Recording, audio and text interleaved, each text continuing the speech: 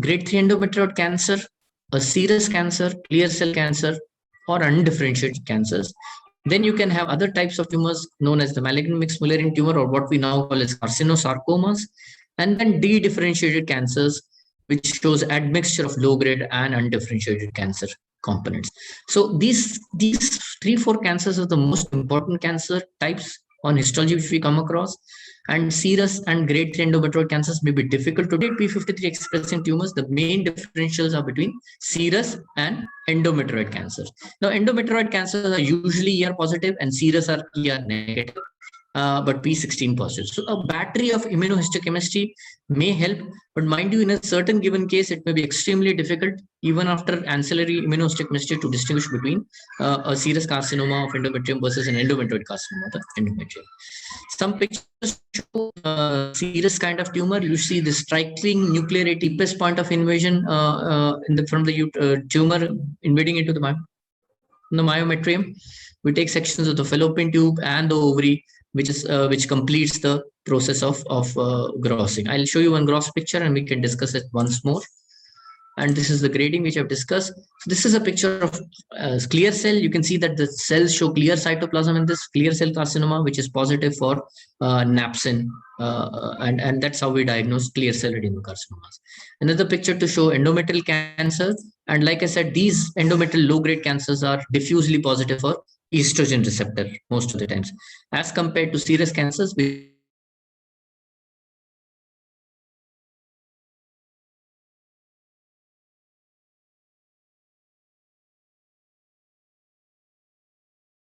thickness of the myometrium. And this arrow shows you that this tumor is just invading less than half of the myometrium. It's a very superficial myometrial vein. So terms like superficial myometrial invasion is not very good to use. It's always good to say what percentage of the myometrium is involved. Is it going beyond half or less than half? So that helps in decision making, that helps in staging of the tumors. So that's the important parameter. Another picture to show deep myometrial invasion, more than 50%, almost 80% of the wall of the myometrium is taken up by this tumor. And in fact, the tumor is around 2 to 3 millimeters, 4 millimeters away from the serosal surface of the uterus. And the serosal surface is unclear. You can see even at microscopy, this tumor. Here it's one of a picture to show the serosal surface involvement by this tumor. And very important parameter with the pathologist can convey is the presence of lymphovascular emboli. If you look at these blood vessels, you can see the red blood cells, which are red in color within the blood vessels. And the small kind of rounded emboli is the lymphovascular emboli in this lymphovascular space. In this vascular plane, you can see. So that is an important parameter to convey to the clinician when you're reporting. This is a serous cancer picture showing a lot of papillae and glandular pattern, high-grade nuclei, more pictures of serous cancer, and these are P53 positive patients. Other pictures to show solid pattern of endometrial cancer, mucinous areas in this, and again images of serous cancer with very high-grade nuclear, glandular, and tubulopapillary kind of appearance. And this is the kind of P53. So Kamal sir, this picture is for you. P53 should be like this to be called as mutated. Almost 100% nuclei, strong and diffuse positive for P53 is what we call as mutant P53. This is the standard surgery for endometrial cancer, TH-BSO with peritoneal washings and pelvic and para-aortic lymphadenectomy. You can definitely refer to the FIGO staging. I'll not go into the details of that. This is the FIGO staging. It has been changed in 2009. So this is just a specimen to show actual specimen. So this is your endometrial cancer involving the fundus and the body of the uterus completely. This is a very fleshy gray-white kind of a tumor. So this is the section which you need to take. You need to take a full section of the endometrial cancer along with the myometrium till the serosal surface of the uterus. This will help you ascertain what is the depth of invasion into the myometrium. So actually, you should take multiple slices of the endomyometrial junction of the tumor so that you can see the deepest point of invasion and take it as a section to be seen at microscopy. You have to take sections of the cervix. You have to take sections of the adnexae and the fallopian tubes. And this is other pictures to show how you slice out different sections of the uterus and how you take out the complete depth of invasion is only ascertained when you take out these slices and understand which is the maximum depth of invasion into the myometrial stroma. So I think this is one of the most important slides. We have been discussing this. I've showed you in pictures. So for the pathologist as well as for the clinician, these three things are the most important things to be reported on a resected specimen. That is the grade of the endometrial cancer, the depth of myometrial invasion, whether it is less than or more than 50% invasion, and presence or absence of LBSI. Now, these three parameters in different combinations are going to tell the clinician whether the patient needs adjuvant radiotherapy, chemoradiation, brachytherapy, and those decisions are based on the grade of it. So if it's a grade 1 cancer, not invading myometrium or less than half, probably that patient would not require chemoradiation. It may at the most, in certain cases, a brachy might be given to certain patients. But if the tumor is high grade and is still invading less than half, those patients would definitely need external beam radiation therapy. And if it's a serous cancer, if it is still stage 1A, there are certain conditions where if there are a lot of LVSI, you would like to give chemoradiation to those. Which are extremely important in decision making, and the pathologist should bare minimum report these three parameters in a resected specimen. Obviously, they take sections of ovary and fallopian tube, and those things have to be taken, but these basic parameters have to be there for clinical decision making. So pathology is really important. If you overcall myometrial invasion, a patient will get unnecessary radiation therapy. So you need to be sure that you're properly taken sections and you're properly reporting the myometrial invasion. If you undercall grade or myometrial invasion, the patient may not receive the necessary radiation, may recur at a later date, and even present as a metastasis.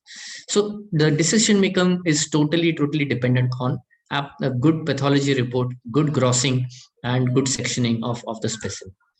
Dr. Shana, I'll stop here for a minute to take some questions, because now we'll have to discuss a little bit about molecular pathology, because that is knocking at our doors, and I don't think we can escape a lecture on endometrial cancer these days without molecular. Any questions at currently on basic histology patterns, P53 staining? Yes, sir. We have some of the pathologists, our junior pathologist colleague, and also our senior teachers, Professor Dr. Ghulam Mustafa sir, and also Dr. Joinul. Ghulam Mustafa sir is the head of was the head of the department in histopathology in National Institute of Cancer Research and Hospital, and also Mr. Joinul. He is the head of the histopathology in Armed Forces State Medical Institute, and also we have our junior, the colleague from our institute, and also Dr. Taslima. He is also the ENT Institute. And also, and all these are requested, especially the Dr. Taslima and other junior colleagues. Please, if you have any question, ask Dr. Santosh Menon sir. Then we have some questions, we will ask them. You can also ask. Farida, Dr. Farida, please. Good evening, Professor Santosh sir. Thank you for your nice presentation. Good evening. My experience in my institute, I want to share with you. Most of the time, we used to have uterine, endometrial curettage and endocervical curettage. So clinically, most of the time they used to write like that. This patient seems to have, say, endometrial thickness is very thickened, but they do have the clinical diagnosis like endometrial hyperplasia or, cancer or something like that. But most of the time, what it mimics that these tissues are not that much adequate. We are unable to report whether it is endometrial hyperplasia or. Yes, so that's a common issue, Doctor. It's a common issue in the sense, if you don't have adequate specimen, in the sense you have to have good curettage in which there is a good gland to stroma kind of relationship which you can maintain. If it's a very fragmented glands and very fragmented stroma with a lot of hemorrhage and blood, in general, it will be extremely difficult for you to report, unless until it's a very overt, clear-cut looking high-grade cancer, which even fragmented, you can clearly make out the ATP and those cells and mitotic activity, stratification, nucleoli, and those features. Otherwise, if you are really struggling between a hyperplasia versus a disordered proliferative gland, especially in a perimenopausal female, a good sampling of the endometrium with good well-preserved glands and stroma, and the relation between the glands close to each other or distant from each other, those things become extremely important to decide whether there is hyperplastic process occurring. So I agree with you that if you don't get a good curettage specimen and you get a hemorrhagic specimen with a lot of hemorrhage and very fragmented glands, it becomes extremely difficult to report. Thank you very much.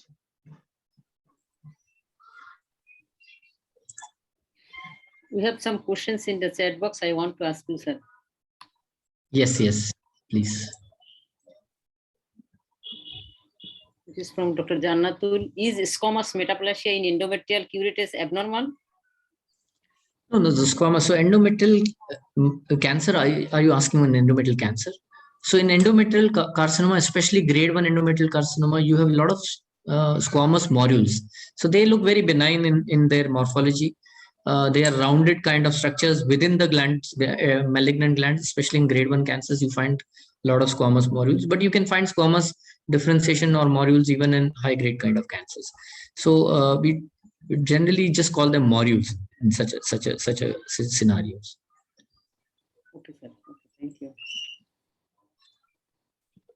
There is another question from Dr. Lutfa Lipi. How we cut the uterus in OT table during operation?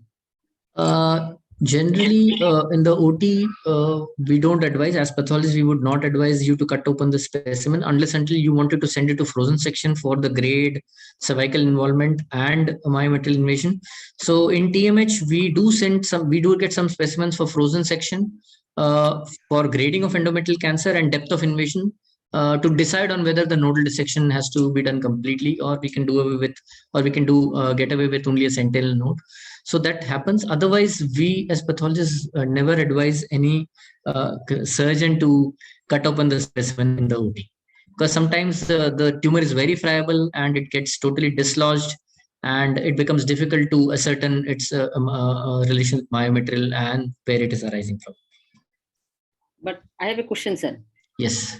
In some situation where there is the direct frozen facilities is not available, and after the surgery, whether can we go for the advanced imaging in not available? In that cases, we have to do the sections of the uterus, and there is the, as far I know, there is coronal section.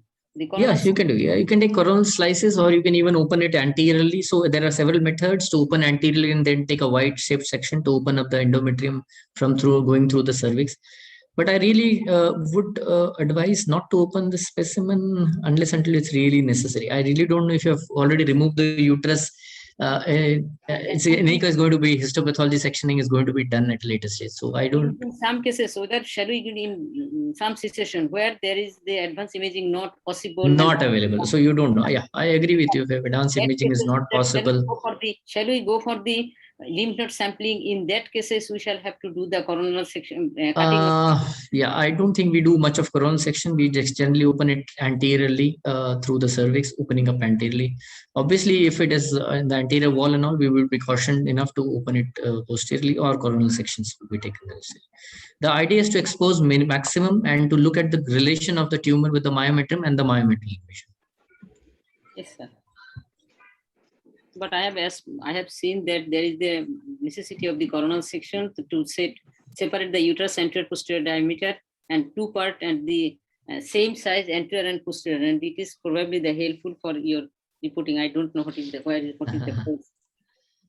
Okay. Any more questions? Yes, sir.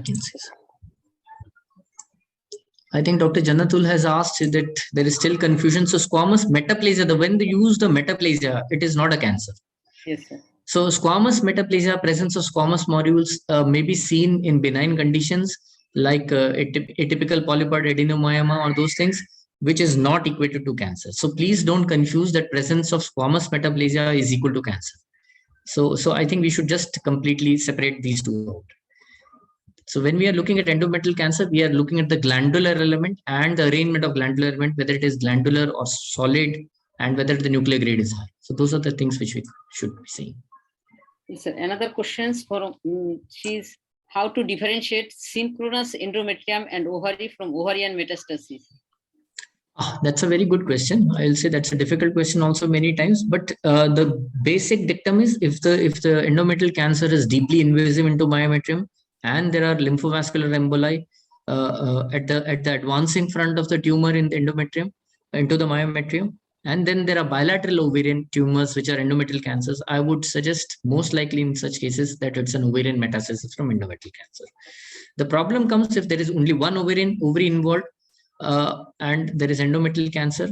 I would call them synchronous only if it is a grade 1 cancer. The myometrial invasion is less than half. There are no LVSI, and both of them, ovarian as well as the endometrial, are grade 1 cancers. That's the only time I would call it synchronous. Otherwise, I would really try to think that it's probably an endometrial cancer with deep myometrial invasion with LVSI, which has gone to the ovaries. Okay, thank you, sir. Don't you routinely look for cervical extension in TH with BLSO specimen? It's one of our students. Yes. So we do section. We do take sections.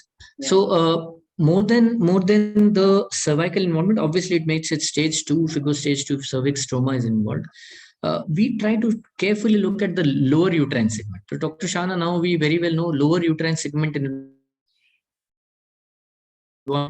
patients who have MMR deficient or MMR protein deficiency, Lynch syndrome patients have lower uterine segment involved many times.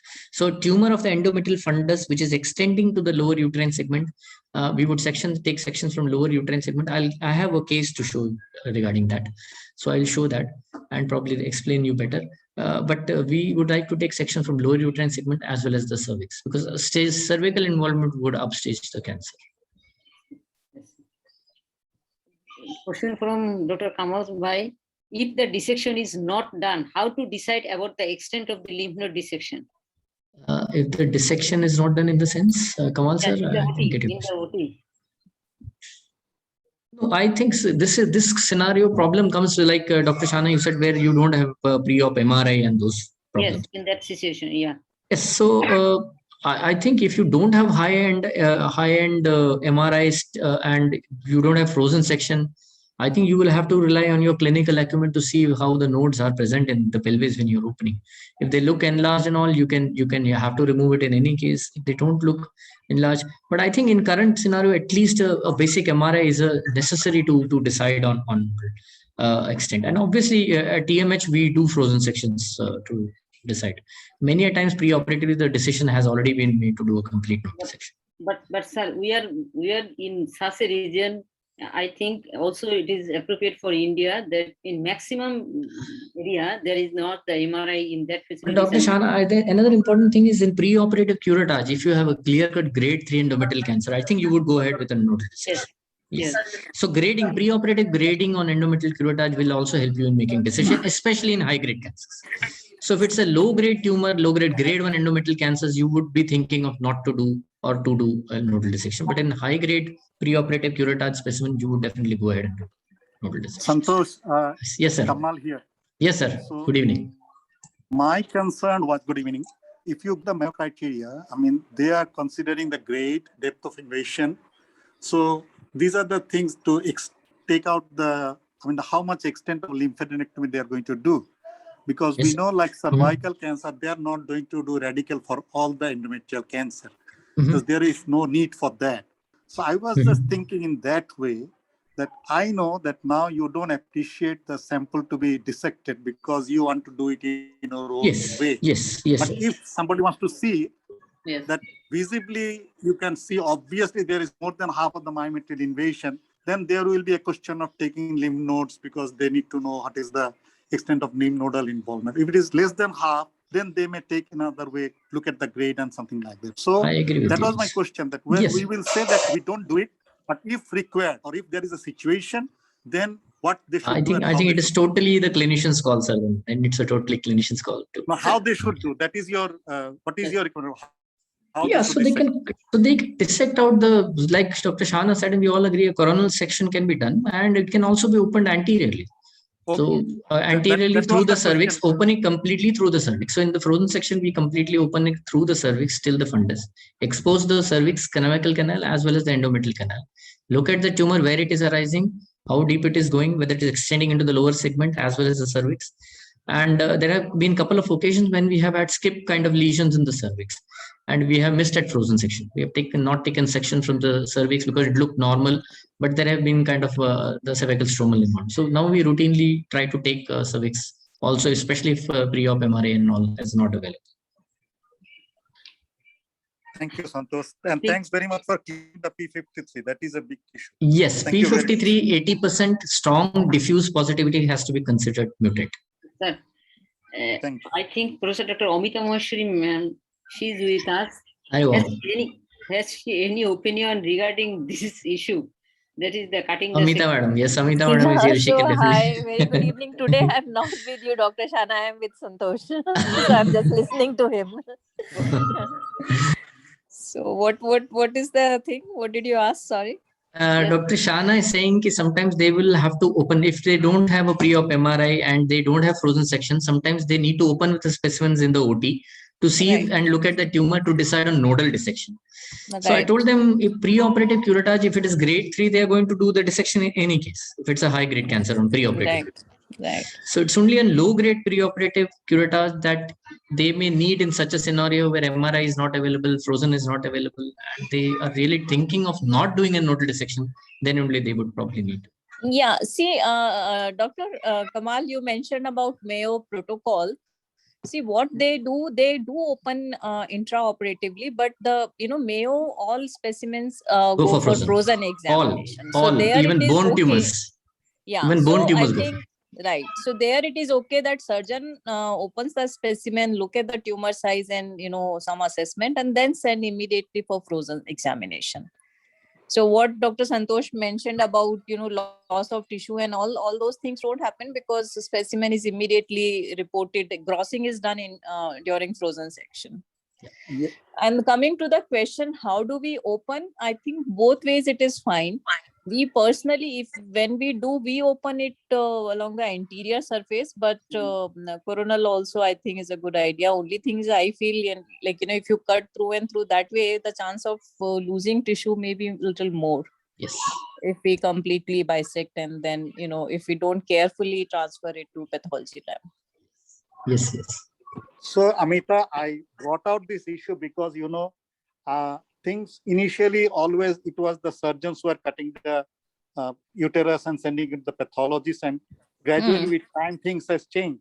But in our country, in many places, for many reasons, still that culture is going on. So we wanted to give two messages. Number one, if possible, don't cut it, send the whole specimen. If at all they need to cut, they should cut in a proper way so that they don't destroy the information and make the life difficult for pathologists like Right. Santosh. Yes, sir. Yes, sir. Yeah, and the other thing what can be done and what actually we were thinking of starting is if we are doing we are cutting, then we should write at least measure tumor size, tumor dimension. So what they do at grossing, because we can also do, surgeons can mention tumor dimensions, at least that much measurement can be done. But I have a question to Santosh sir. Can we get the proper information of the type of malignancy, the grade of the tumor, depth of myometrial invasion in frozen section specimen? Yes, fairly accurately. Amita madam will vouch for it. One of our students has done a thesis regarding myometrial invasion comparison with MRI. We had 95% accuracy, Dr. Amita. I think it's around 90%. I 90%. don't remember, 88 or 90%. So Yes. frozen, it fared better than MRI in our study. But again, I think we must understand that frozen is highly operator dependent, because we have excellent pathologists and the system in place. Our accuracy is very good. But if if we don't use this facility regularly, I think pathologists will find it difficult to do report on frozen. Dr. Amita, Professor Rokia. Yeah, hi, Dr. Rokia. Hi. Actually, I'll have to communicate with our pathologist. Once our pathology colleague advised me just to cut in coronal section from lateral side, then up to fundus, because sometimes endometrium is poorly preserved. So it would be better if we cut to see if we need in OT, operation theater, any suspicious, we actually sometimes, most of the time we don't have any facility for MRI. Sometimes we need to take decision operatively. So it is also one of the methods stated in the books, and many other places they are doing that operative decision without frozen section. Sometimes we could not go for frozen section because lot of cases for frozen. Our pathological colleague, they are advised go to lateral end of the cervix and cut it coronally and go in an L-shaped manner in the fundus of the uterus, and so that the endometrium would preserve well. No, Because, so at the end, permanent if growth- we see, the thing is why we are opening intraoperatively, because we need certain information ourselves. Yeah. So yeah, the really. information we need is depth of infiltration grossly, at least, to our eyes, and tumor size. So if we are opening, we should, the aim is to get these two informations. So that we should get properly. And I think properly we can get only when we open the specimen adequately. That's my Yes. take. If we are doing, then I think we should take measurement of the tumor mentioned in our OT notes, and we can communicate to pathologists that it was, this much, and our gross observation was like, whatever depth of infiltration. We should have a measuring scale if we are doing it. Really. Thank you, Mita. There is another question. P16 is positive in carcinoma cervix and also in some cases of endometrial carcinoma. How to differentiate primary site in case of cervical involvement? Yeah. So it's not only P16, Dr. Shahana. P16 is positive in serous cancers of endometrium. P16 is positive in high-grade endometrial cancers. P16 can be positive in obviously cervical adenocarcinoma. So it's not only P16. We do a battery of markers like TA, carcinoembryonic antigen, IHC. We do ER. ER is more positive in endometrial cancers compared to cervical cancer. TA is positive in cervical cancer and usually not in endometrial cancer. Vimentate positivity is seen in endometrial cancer and not in endocervical cancer. So it's always a panel of IHCs when we are trying to distinguish. It's not a single marker which makes us help this. Thank you, sir. Basma, please mute yourself. Yes. So we can proceed, Shahana. Yes. Yeah, now we come to a little more difficult part. I want to complete this because this is a lecture and people should at least have a working knowledge of what is coming up in endometrium. In fact, in Europe and US, it is now pretty much routine to do all this. So I have a question, sir, before that, about P53. Sometimes we have found that there is 40% P53 positive, 10% positive. No, that doesn't make any difference at all. P53 is reported either as mutant, either it's positivity mutant or it's a null mutant. Null mutant means none of the tumor cells are positive. It is completely negative. But there is internal control in the lymphocytes and the stromal cells which show some weak reactivity. Otherwise, it's strongly positive, diffusely more than 80% nucleus showing strong reactivity. The pictures which I showed you. So I showed you some images. It should come like this. This is the P53 mutant positivity which we see. So this is how it should be seen and reported as positive mutant, positive null type, or sometimes very rarely cytoplasmic mutant kind of positivity. So there is no point in reporting P53 is positive 10%, 20%, 30%. That's not to be taken as a mutation. Okay, thank you, sir. But what should be the reporting of about LVSI? That's whether it is focal or it is LVSI. Yeah, so as per ESP guidelines now, focal versus extensive is there. So 5 LVSI. I have really struggled sometimes to count 5 LVSI. In fact, today morning, me and Dr. Kedar were looking at a VIP case and we thought that there are LVSI, but we are not sure if there are 5 LVSI or not. So the cutoff of 5 has been made in the recommendation by ECP, ESP, STRO guidelines. But we try to see how many are there, if there are extensive or it is a single kind of a focus. We do make an attempt to try and report that. So what should be the ideal reporting? Because sometimes we have seen that LVSI positive or LVSI negative. So ideal situation is to try and do focal versus extensive. Yeah. So that should be an attempt by all pathologists. But because of the poor sections, especially sections which are taken outside, poorly fixed, finding LVSI becomes a nightmare for pathologists because you get a lot of retraction artifacts around tumor, which you may misinterpret as LVSI. Yeah, Amita, but you want to add? Sorry. So I was just coming to, because now it will become important if we go by recent guidelines, because focal is now considered as negative. So treatment doesn't change. Yes. While it is extensive. So I think we would require report on quantitative report. Yes. At least, semi-quantitative type. Semi-quantitative. Yeah. Report.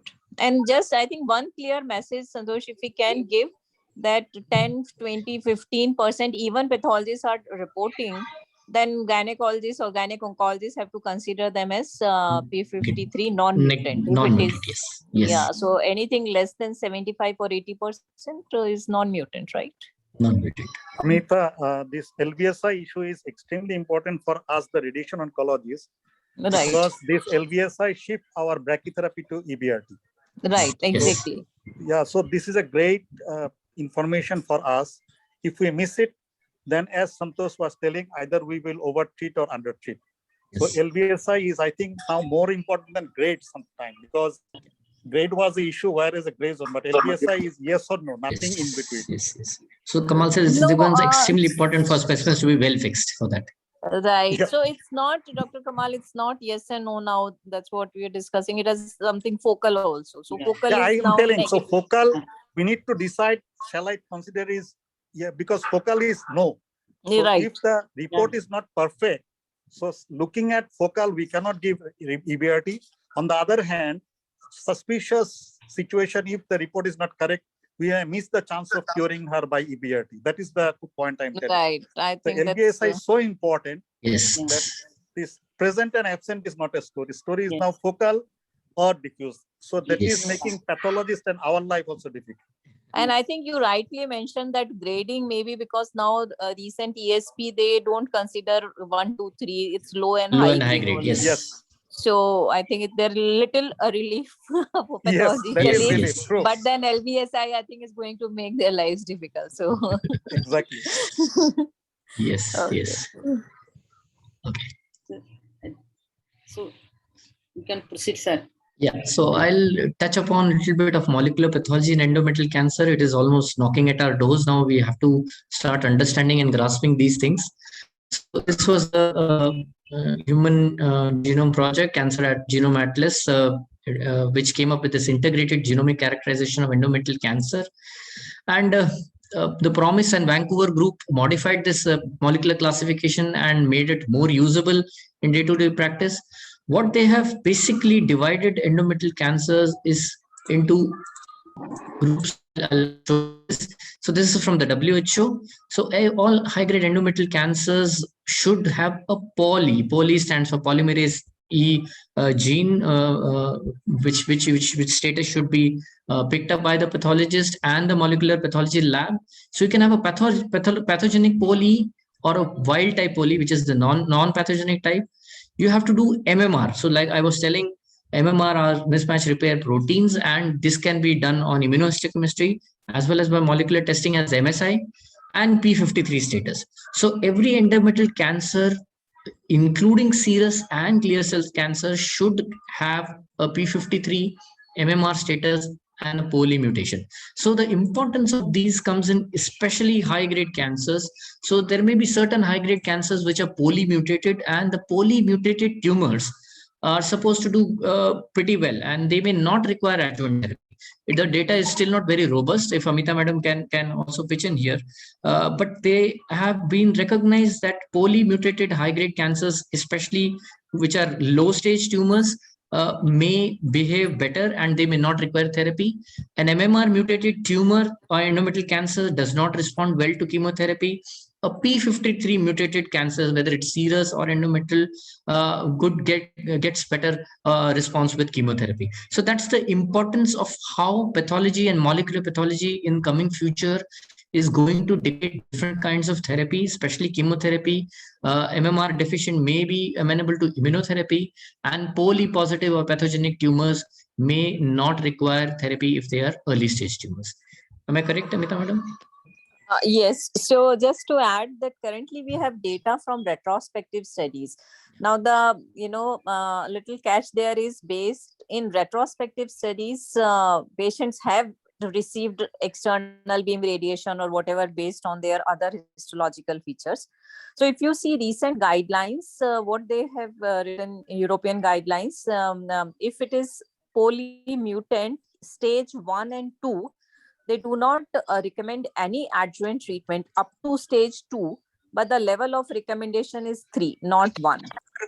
So because this recommendation is based on retrospective study, while ongoing POTEC 4A will answer, I think, give more answer to this question. So So this is a very busy table, which Dr. Amita has just alluded to. This is basically the risk stratification to low, intermediate, high group.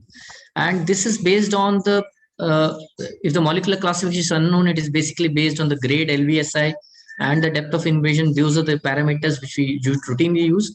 But in coming years, we will need to know the molecular classification with the presence or absence of pole mutation, MMR deficiency, and the P53 abnormal status, which will help you decide and risk stratify these patients based on molecular classification. So these things are propagated now by ESGO ESP guidelines, and they say that MSI, MMR, IHC has to be done in all cases of endometrial cancer, irrespective of the histological type of the tumor. So we are doing MMR on demand in most of the cases. We're trying to do it on all cases. MMR IHC is a little expensive, and at least in required cases, we are definitely doing where we are planning. So this is how an MMR IHC looks like. These are the four things which we look at: the IHC panel, MLH1, MSH6, MSH2, and PMS2. So these four we will look at, and if any one of them is missing, so generally the tumor should show nuclear positivity in a non MMR deficient or MMR proficient tumor. But if MMR MLH1 is negative, or say PMS2 is negative, even if one of them is absent, we call it MSI MMR deficient cancer. So this has to be done as per guidelines in all endometrial cancers. So any take on that, Kamal sir or Dr. Shana? Anybody doing MMR in Dhaka? Yes, sir. So you're doing for most patients MMR? No, sir. No, selected cases. Selected cases you're doing MMR. The problem with MMR IHC is that it's a difficult, these are difficult stains to standardize, and there is a lot of inter-observer variability in reading them. So you have to extreme the staining pattern, the standardization and validation has to be very, very robust for reading this IHC. And so this categorization of poly, MMR mutated, and copy high, copy number low and high, they have got prognostic implication for progression-free survival. And these are now a part of the guidelines. And this table I have already shown. So in general, this is again from the WHO 2020. There are 40% of endometrial cancers would be MMR deficient, about 18 to 20% would be P53 abnormal, 12% are poly mutated. So high-grade cancers, very high-grade, serious-looking cancers, which may be poly mutated, may not require therapy if they're early-stage tumors. So that's important. And I think in coming years, we are going to see hear more and more about these kind of tests which will be applied to endometrial cancers. This is mentioned by Amita Madam. POTEC3 has told us that P53 mutated cancers do better with adjuvant CTRT. Yes, Kamal sir. Santosh, if you allow me, if I before I forget, at one stage I would ask Amita to tell us that what are the molecular testing now routinely they are doing and whom they are doing. Shall we be doing all tests for all, or what you are now doing? Because all are not available, and how much it is informative for us. Because as she was telling, there are not robust recommendation for all the use. Santosh, you want to answer? Yes, Amita. yes. So I think in low-grade tumors and low-stage tumors, low-grade, low-stage cancers, there is the ECP guideline don't recommend to do poly and all that. But in high-grade tumors, high-stage tumors, where you're thinking of adjuvant therapy and decision making is important, they recommend to do all three, MMR, poly, as well as P53. In TMH, we are doing P53 in all endometrial cancers, and also we try to do MMR in most cancers. If the patient pays, we do P50 MMR IHC in all cancers. And poly, we have just standardized in a molecular lab. That has to be done in a molecular lab. There is no surrogate IHC marker for poly. Hopefully in coming years, they will find something which is like a surrogate marker for poly, and then we will be able to do that in more routine. Yeah, yes. So if you're asking availability, as Santosh mentioned, we have all these facilities available. Pole, because it requires sequencing, so it's expensive. I think it costs how much? Around 35,000 Indian rupees. How much does it cost? Yeah, so pole is expensive. But what we are routinely doing is, apart from this, we also do ER/PR. Now one can debate the relevance of doing in every case, but we have been doing it. Now, one more point I want to make, Santosh, here is, if you see that algorithm, POLI is the first one to do, although that's the most difficult and the least number of patients are actually POLI positive. But why that is recommended is essentially if a patient is POLI mutant, and even if it is P53 or MMR deficient, the clinical behavior is governed by POL mutation and not by other MMR or P53. So that's why first is to do, I mean, if you see PROMIS algorithm, the first is POL, and if that is mutant, I think you can stop at that point. But if not, then do MMR, and if MMR is proficient, then do P53. And then make that decision. And essentially because POL mutant with other abnormalities, but POL is the driving factor there in terms of outcome. But of course, POL is expensive, and less than 10% patients will have POL mutation.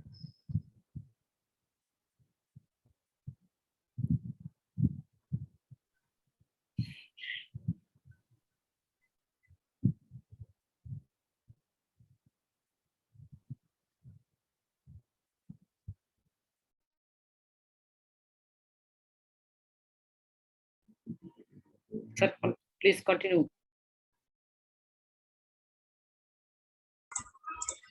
Hello. Sir, yes, sir. Yeah. Am I audible now? Yes, sir. So I'll finish off with one case, Dr. Shana, one last case. Quickly, it's almost 1 hour now. So this is a 59 female, P2L2 with normal vaginal delivery. She had a history of tuberculosis 12 years back, and she had bleeding symptoms, and ultrasound pelvis showed an endometrial thickness of 11 millimeter with bulky ovaries. MRI was suboptimal films. They thought that this was a case of CA endometrium under evaluation on MRI, and they saw that there was a endometrial cavity infiltration by a T2 hyperintense lesion measuring 1.9 to 3.5 to 3.4, and they thought that it was extending into the cervical canal with peri-invasion of cervical stroma. I want to show you some real world scenario. This is this is the endometrial curettage which we got from outside, a very degenerated looking tissue. We just could not say. There was necrosis. It looked like a tumor. We just could not place it. This is a real world scenario, and this is how we struggle sometimes when we get referral slides to subtype the tumor and grade the tumor. But we ended up saying that this looks like endometrial cancer because there is a lot of necrosis and all, and correlating with the ultrasound, we thought it was endometrial. So we said this is suggestive malignancy with focal squamous differentiation, and cervix biopsy sent separately did not show any features of malignancy. A resection was done. You can see the endometrial tumor here infiltrating the myometrium, little grayish white tumor here. The sections from them showed a glandular tumor, very glandular looking, little mucinous areas. We thought it was grade 1, grade 2 tumor mostly. It was infiltrating the myometrium, not very deep. And you can see that most of the glands are similar looking, not much pleomorphism, glandular tumor. So we called it FIGO grade 1, grade 2. Again, you see the tumor in the fundus here, but there is some extension to the lower uterine segment, and there is a bulge here of the wall of the uterus. And sections from that lower uterine segment showed this very, very necrotic tumor. So all the pink thing which you see in the screen is all necrosis, and the blue islands between the pink areas is the high-grade solid-looking cancer which you see. You see the higher power, very solid looking, and the pink is all necrotic. So the lower uterine segment was totally looking different from the upper body of the uterine section, which showed a grade 2 endometrial cancer. This is how the uterine solid areas with a lot of necrotic pink areas. Again, more pictures to show more blue. So we were wondering whether it's a separate squamous carcinoma of the cervix or endocervical canal, which is going up. So that was our thought process. Very undifferentiated cells, very looking here. So in the glandular component, the ER was diffusely positive. The MLH was MLH MSI was MLH1 was retained in the glandular component. The MSH6 was lost. If you look at the tumor cells, they don't show the brown nuclei. So that is the loss of MSH6. So that made us think that this is probably MMR high or MMR deficient tumor which we are dealing. This is a glandular component, again showing the loss of MSH6 in the tumor nuclei. The internal control are the lymphocytes and the stromal cells, which will be positive in the nuclei. MSH2 was also lost. If you can see here, the stromal cells and the lymphocytes are brown in color, but the glandular tumor cells do not show the MSH2 stain, so that is also lost. The PMS2 was retained. The tumor is showing the presence of this nuclear positivity. P16 was focally positive, not very diffuse in the solid component. Solid component was negative for P40, so it's not a squamous carcinoma. MLH1 was retained. MSH6 was lost in the undifferentiated component. MSH2 was retained. So there was a difference in the glandular as well as the solid areas. PMS2 was present. So this is basically a tumor in which the uterine body tumor shows a very glandular and Figo grade 2 tumor, whereas the lower uterine segment shows a very undifferentiated tumor. So this is a tumor which is upcoming now, which is called a dedifferentiated endometrial cancer, which usually presents like this. So if you do a curettage, you may just see a deep curettage from the body of the uterus may just make you feel that it's a Figo grade tumor. But if you do a lower uterine curettage also, you will find this undifferentiated cancer. So we have seen a couple of tumors which have typically like this. So these are two distinct areas within the same endometrial cancer.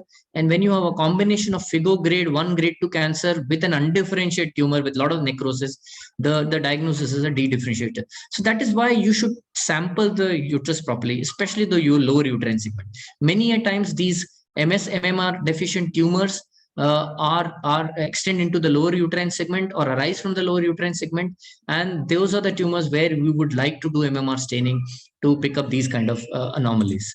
So that's what I wanted to highlight. I won't go into the details of these. There are several other things, and I think that's so. In summary, today's lecture is that endometrial curettage help in diagnosis of hyperplasia or adenocarcinoma at type, grade. That is important. You may do your IHCs of P53, ERPR on curettage specimen if they are well preserved and very clearly delineated.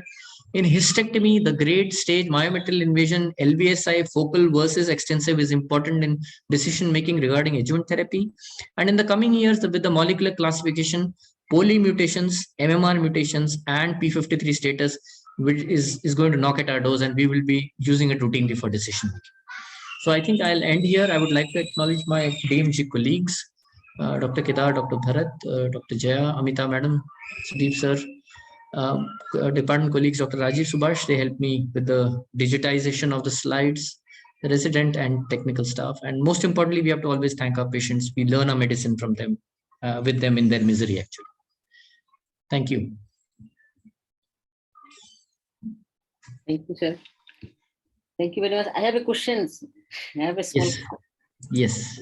What is the percentage of overestimation and underestimation in frozen section for depth of myometrial invasion? I won't be able to tell you exact percentages because I don't think I have to already pick percentages to tell you how much overestimation, underestimation. I think, like Amita Madam said, 80 to 90% of times we have been accurate. So I would say that 10% of the times we are off track in this. So very nice presentation and very practically oriented, Santosh. So congratulations. Thank you. Thank you so much. Yes, congratulations, sir. I have repeatedly hammering Santosh sir for making this lecture, and at last we have got, as Dr. Kamal Bhai has told you, have when you ask someone, you just running behind him or her to get it, and at last I have get it, and I think I request Santosh sir to get a lecture about the pathological reporting of the ovarian malignancy, and it will be happy for us. And we'll do it sometime, Dr. Shan. Thank you, sir. I think we have our Professor Dr. Ghulam Mustafa sir. Sir was the head of the Department of Histopathology in our institute. I think, come on, Mustafa sir. Yeah, I must thank Amita Madam also for being around. Yes. Finally, at the end of the day, it's a clinico-pathological thing always. Yes, it is.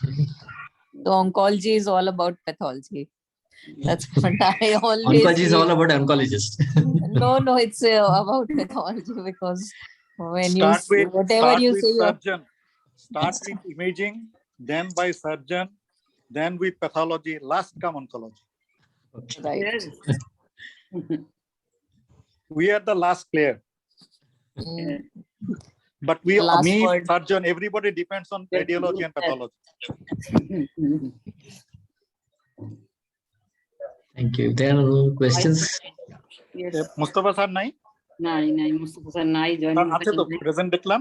না এখন নাই বেরোয় গেছে বোধহয় sir নাই জয়নুল ভাইও নাই ওকে, তাসলিমা কোনো কোশ্চেন করবি না দেখো, না হ্যাঁ। দেখলে আমরা Can I ask a question? Yes, please. yes, Dr. Taslima, please ask. Good evening. Thank Good you evening. for your elaborating presentation. I have a question. Do you routinely ask for MMR P53 or at first P53? Because first we have to type the type of endometrial carcinoma, right? Endometrioid or serous or clear cell. Yes, yes. So we For do make MMR, a, only MMR for only for endometrioid type, not for serous. no, the WHO recommends for all types of endometrial cancers, yes. Although I agree with okay. you, most of the things apply to endometrioid type of cancers. Yeah. But even in serous and clear cell, the WHO recommends that we do poly MMR and P53 for all of these things. Because generally tumors like clear cell are not P53 mutated, but we have seen, at least I have seen a couple of clear cell cancers which are P53 mutated. So it does happen. So the point is we have to try and streamline and do it on all cancers. Once we start doing on all, only we will actually acquire our knowledge on how to go about these things. Oh, so the algorithm is at first MMR P53. Then So P53 in all cases, P53 ER, PR in all cases generally.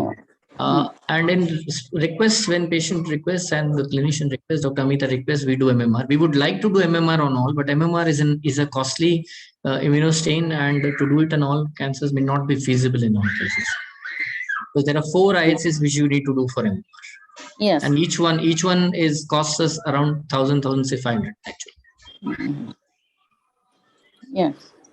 in our institute you routinely do ERPR and P53 Yes, we also. yeah okay if Thank you.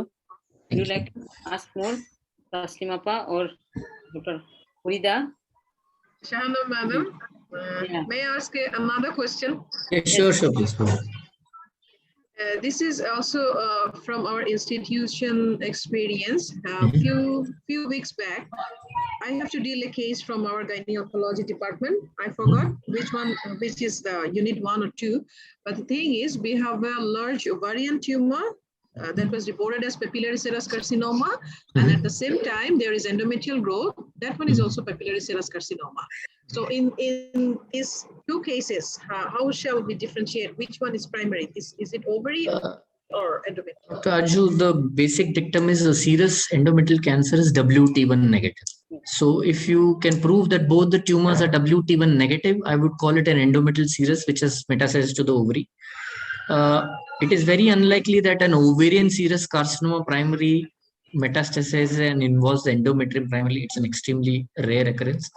So whenever you have an endometrial tumor with an ovarian tumor, the first possibility to be considered, especially in deeply myoinvasive tumors, myometrial invasion, would be that an endometrial cancer has gone through myometrium, got access to LVSI, and has gone to the ovary.